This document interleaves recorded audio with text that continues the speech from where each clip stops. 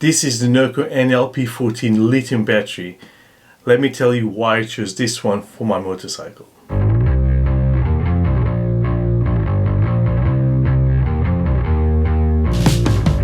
What's up guys, welcome back to the channel. So before I start unboxing this brand new battery, let's go through a couple of reasons why you might want to replace your battery.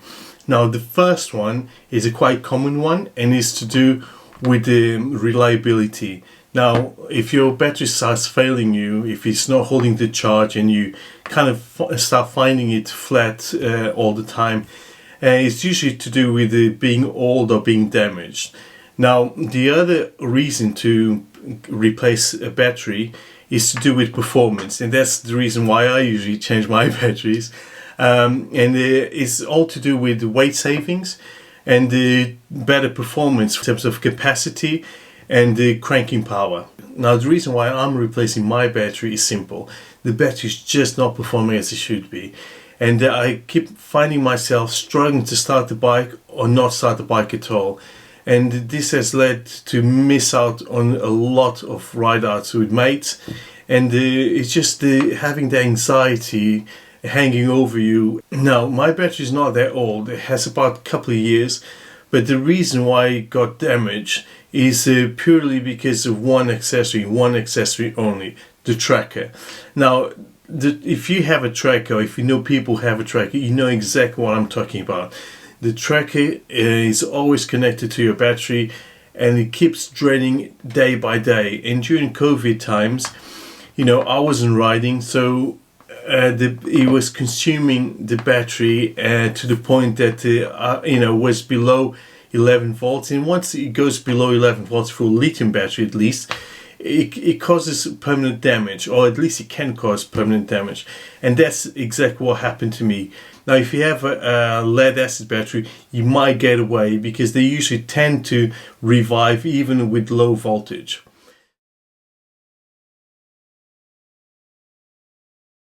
So when I start looking at getting a new battery, it's worth thinking about what other batteries are there available for your motorcycle. So there's the common one, which is lead acid, and a lot of people have that on their bikes. But newer bikes start using the AGM batteries, which are the absorbed glass mat, and that's the original one that came on my motorcycle. The gel cell batteries, which are pretty much similar to the lead acid, but instead of a liquid, they have gel. And then obviously they have the lithium batteries. So we have like 4 categories. Now what's the difference and how do they compare to each other?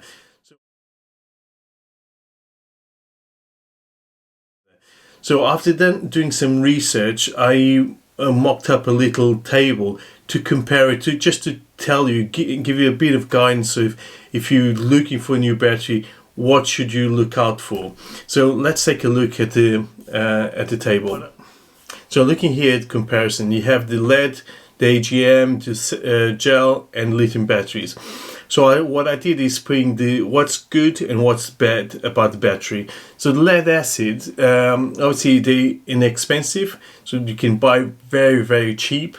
It's a proven technology, so you know it's going to work, and it's been going for over 100 years, about 150 I believe.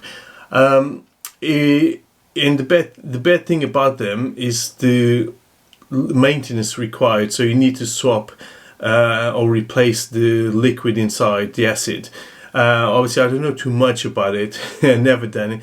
I remember a long time ago my brother doing that to one of the batteries we had when we had remote control cars. I remember him doing that, and he managed to revive an old battery by doing that. And obviously because they have liquid, there's a spill danger to it. Now when we're looking to AGM, the absorbed glass mat, these are the new, I guess the newer version of batteries that came out, and the good thing about them is there's no maintenance required, there's no spill because there's no liquid, and there's a high energy density, so the capacity is really high on those. And obviously the bad thing is less cycles, so you won't be able to discharge as much as you would a lead acid battery. Now, when we're looking at the gel cell batteries, again, they don't have any maintenance to do. Biggest advantage of them is the wide temperature range. So depending on the what you're going to need the battery for, that could be a good option. And obviously you need to see what's available for your bike. The bad thing about them is they're expensive and they're slow charging. So, you know, it will take much longer than an average battery like an AGM, which is most likely the battery you already have on your bike if you have a modern bike. Lithium batteries, those are the ones that everyone talks about, is the mod that everyone wants to do on their bikes for many reasons. And the reasons usually tend to be there's no maintenance, there's no spill, there's slow discharge. So basically, if you don't ride for a long period of time, they'll have a really slow discharge in comparison to lead acid or AGM. They have a long life and they're extremely lightweight. I should have put extremely there. If you compare it to AGM or lead acid, it's insane how it almost feels like the battery is empty. The bad things about them is, you know, they are expensive in comparison. A lot of times, 3 times, 4 times the price of an AGM or lead acid. And they do require dedicated chargers. So if you have a normal charger, it won't work with this battery. With lithium, you have to buy a specific one. And they're sensitive to low temperatures. Now, it is sensitive, but, you know, it's pretty reliable. I think here in the UK, you'd be fine. As long as you don't have a tracker. Okay, now looking at all of these, it was quite obvious which one I was going to go for. I already had a lithium one. It would be silly of me not to replace with another lithium battery and just be more careful and keep it on trickle charge so it doesn't get damaged again. When I started looking at them, there's quite a few in the market. I had a Shido one installed on my bike, and obviously it was working fine until it got discharged. But you know, there's a few other ones in the market now. There's more that are available here in the UK. So I thought, you know what, I'm not just going to go with another Shido. I'm going to look properly. I'm going to see what's in the market. I'm going to see if I can compare them and see what's the best. So the ones specific for the CB1000, I found 5. But there's more than that. But these are the ones that I would actually spend my own money on it. So basically they would have to have great reliability, or the brand has to be a pretty good brand that I could trust, and because they're not cheap. So they're about 5, and the one that I looked was the Bosch, the Shido, and Shido has 2 versions, a lightweight version and the high performance. And then there's the anti-gravity restart, and that's an insane battery.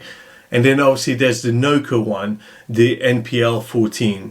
Now let's take a closer look, because I'm just telling you names. You probably don't know enough about these batteries, and how would you be able to compare, right?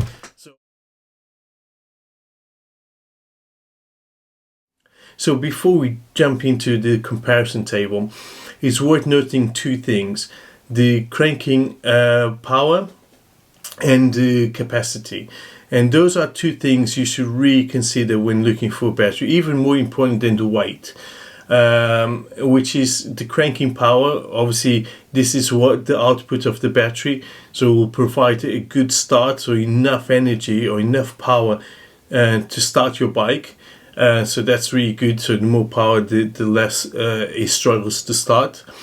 And the capacity, and could be actually even more important, because if you have any accessories connected to your bike, if you have a lot of capacity, basically means you will be able to provide that energy or electricity that the accessories need without draining the battery.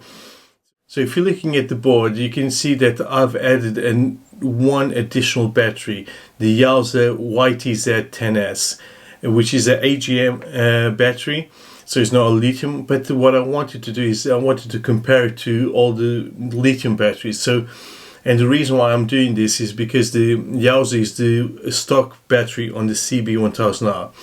We're going to use that as a baseline. So, and the Yauze has a 190 cranking power, which is really good.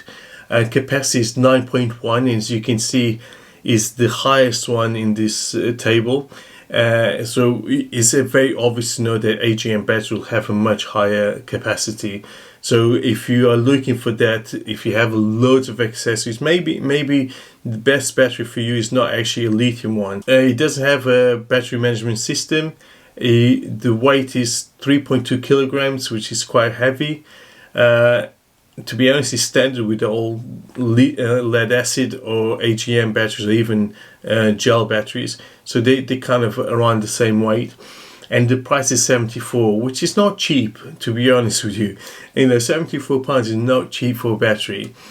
Now, the Bosch ones, the reason why I put the Bosch one is because if you know Bosch, you know, they have really good products, really good reliability, and a lot of electric components in cars and motorcycles are made by Bosch.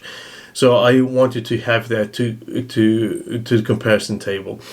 Now, you can see that jumping into a lithium battery, the cranking power shoots up to 240. So that's really good. It's much higher than the AGM. Now capacity, you can see that it drops. It drops to less than half. So it's only 4. Doesn't have a BMS. So when you look at weight, you know, is a third of the weight of a AGM battery, but the price is double. So, you know, you save one thing, but you spend on others. The Shido battery, and this is the battery that I have currently on my motorcycle, has 240. To be honest, it's pretty identical. It's just slightly cheaper. But again, it doesn't have a BMS, which is a shame, because that's what's going to protect your battery from getting damaged. So the Shido high performance battery is a really good one. The cranking power now is 360, which is much higher, and the capacity is 6 amp hour, which is really good. And this is great, especially if you have a lot of accessories. So for me, I have the heated jacket, and eventually I'll be getting the heated gloves, so there'll be a lot of electricity being stuck into the accessories. And I have the charger for my phone, so I have a couple things going. And obviously I have the tracker, the anti-gravity ones. Now these are really good batteries. They are well known, worldwide known, and you know, they have a 360 and a 6.1 amp hour, and the benefit in comparison to the Shido one is it has a BMS, so it means it should protect me from ever getting the battery flat. In terms of weight, it's pretty much identical, 1.1 kilograms, and the price is way cheaper. Now this is £177. Expect to spend about £5 to £10 more when you're ordering online. Now the last one that I've put here and I highlighted is because obviously this video is about that battery, and that's the one I went for, the NOCO NLP14. And the reason why it came across was only because I bought a jump starter on the last video that you've seen, and yeah, I started looking more into the brand. I knew they do chargers, really good chargers, trickle chargers, and then I saw that they actually do batteries. So I started looking at the batteries, and I wanted to compare. And when I was comparing to my battery, the Shido lightweight, it was, you know, it's double the cranking power, which for me was, I don't know why, was the first thing I thought. Was like, yes, a low power to start the bike. Since my bike is not starting, struggling because of the battery, I kind of forgotten about the capacity, and only with the research I actually learned that. But it's, you know, it's a 4 amp, so it's exactly what I currently have. It has a battery management system, which is again something I have, so it means I should never damage that battery ever. And again, it's 1.1 kilogram. I think all of the lithium batteries are around 1 kilogram, and the price was pretty good, 130. Now if you're comparing the prices, that's actually the cheapest lithium battery in the board. There are cheaper batteries that you can get, but I don't know the brands, so if I don't know, I'm hesitant to spend my money on it. So this hopefully gives you an idea of which battery, you know, is better at the, you know, at the cranking power, at the capacity, if it has the technology like the battery management system. What is the weight, which is something you should consider as well, because if you're trying to reduce weight on your bike, and a lot of people tend to do that, so the NOCO obviously seemed to be the battery for me. So although the specs on these batteries may differ slightly, they're all great options on your bike, to be honest with you. Now the two that stood out to me, and I think those are the ones that I would advise people to go for, would be the anti-gravity restart and the NOCO NLP14. Both great options because they have a battery management system, and that's what prevents from overcharging, over discharging, protection against current, short circuits, extreme heat and cold. So those are the ones that are going to have longest lifespan. Now the anti-gravity restart has a built-in jump starter, which is something amazing. Now what he does is he monitors the voltage on your battery, and if it ever gets too low, it kind of goes into a sleep mode, and this will prevent to get flat ever, and it will remain with enough power to start your bike. So this is like a really good option to go for, because you know you never really have to get a road assistance or carry with you a jump starter, which is something I currently have to do. Now what I like about the NOCO NLP14 is the cranking power. It's 500 amps of starting power, which is insane. It will start anything, and it has a fast charging, and so 24 minutes charging to full with the right charger. So that's like the NOCO Genius 10 would do that. And I don't know if this is the same for the other batteries, but none of them actually mention about the fast charging. So that's why I haven't mentioned. And one of the best things about this battery, it has a multi-terminal configuration. So if you ever try to fit the battery and then plug in your accessories, you start seeing that cables come from every single area, and sometimes it's really hard to find this, the right connector, the right way you want to connect. So this, with a multi-terminal configuration, would allow you to place the connectors how you want to. So this is one of the benefits of this battery. And to be honest, it's the best looking battery. I know it's hidden, but it's still, for me, is a bonus. Anyway, enough of talking. Let's do the unboxing, because I'm dying to see the new battery.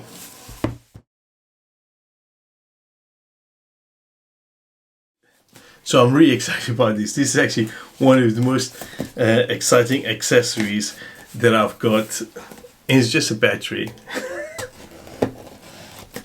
Okay.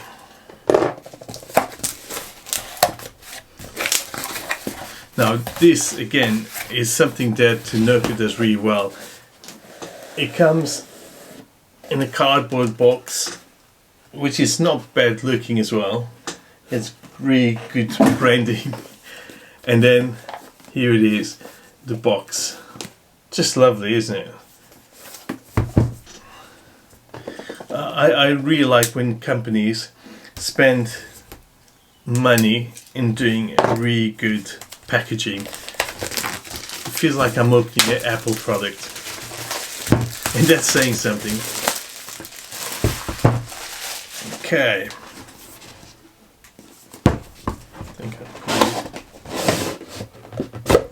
All right. Okay. So this is it. Let me take. So it has some information. Obviously, I wonder if I ever gonna read this. Probably never. And oh wow, the battery looks great. Okay, that's it. So obviously, this is not the size of the battery. These are the adapters that comes with. So depending on the size of your battery case on your bike, you can adjust it. So it has loads of these adapters that come with it. So as you can see, you have about 5 spaces, and you can stack them all together. As you can see, they are even taller than the battery itself. So you use whatever you need to use. On mine, I don't think I think this is the right size for my one. Well, I'll check it out when I take it to the bike. It comes with a Allen key, and that's about it. Spaces, battery, Allen key, and instruction manual. And these are the terminals. Now, this is how the battery looks. Now, this is what I like, the multi-terminal configuration. So you can actually remove the whole thing. If you unscrew this, you can take the whole thing out, and you can take this little case. I don't know why would you do that, but if you need a bit more space, you can do that. I don't know what's inside, but yeah. But look at this. Will it focus? Just stunning battery. I wish people could see it. I'd need to open the bike all the time just to show off the gorgeous battery. Honestly, love it. Yeah, so let's go and fit this on the bike, shall we?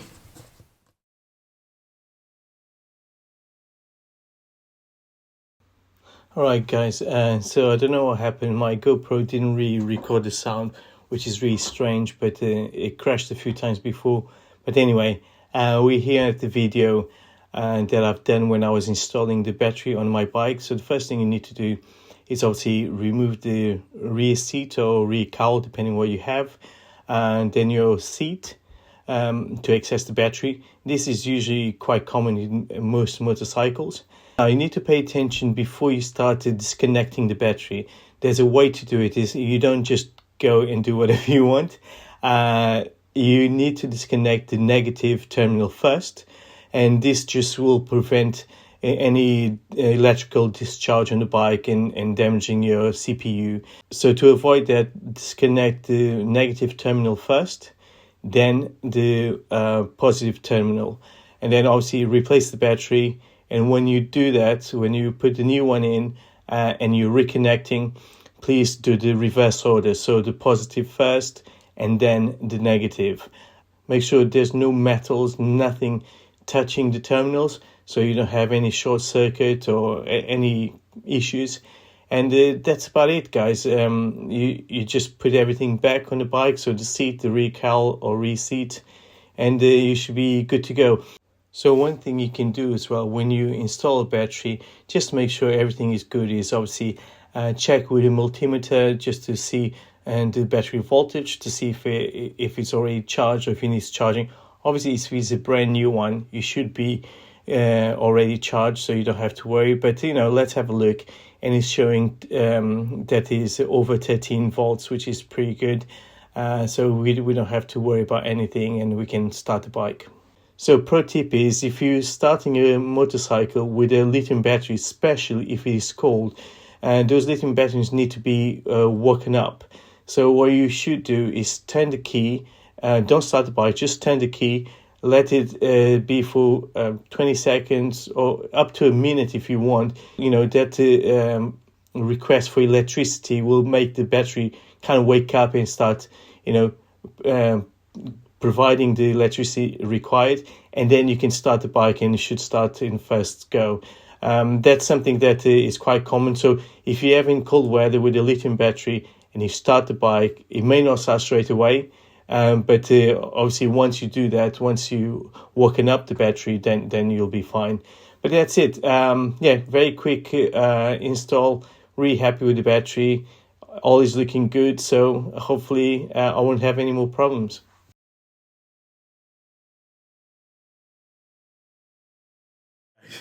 Hey, so I'm back at home. It was freezing outside. Honestly, it's so cold.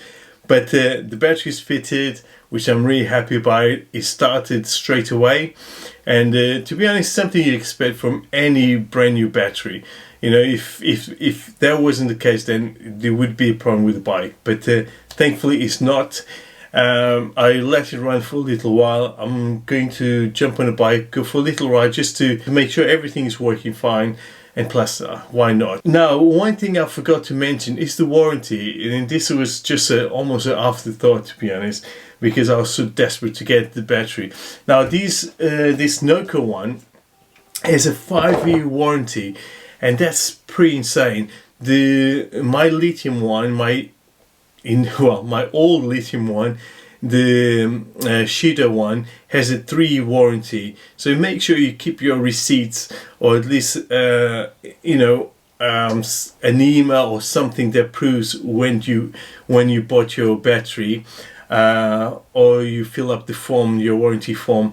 But it's been 3 years since I had my battery, so I couldn't claim it on the warranty. This one has a 5-year, which is pretty insane. Most of the batteries on the comparison that I've done are 1-year warranties. So make sure you consider that as well before you buy. But yeah, and that's more the reason why this actually makes sense, right? The NOCO.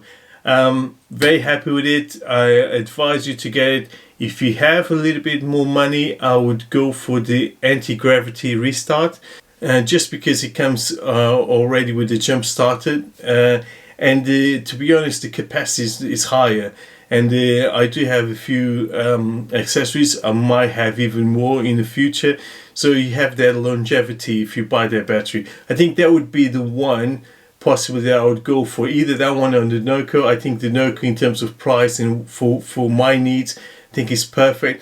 But yeah, we'll see how it goes, and maybe in a future bike I'll probably go with the anti-gravity and compare them.